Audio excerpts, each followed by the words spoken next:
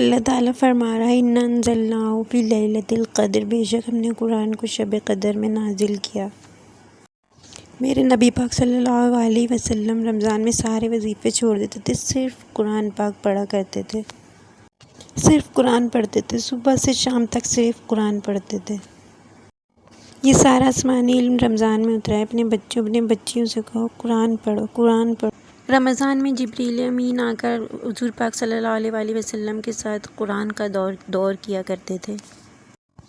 آپ میرے نبی صلی اللہ علیہ وسلم کو قرآن سناتے تھے اور آپ صلی اللہ علیہ وسلم حضرت جبریل علیہ السلام کو قرآن سناتے تھے۔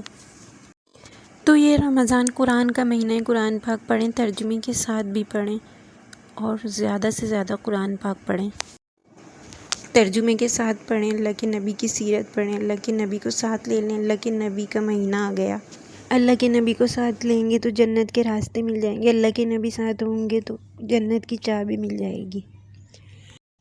تو بس رمضان میں ایک ہی وظیفہ پڑھیں، زیادہ سے زیادہ قرآن پڑھیں، بس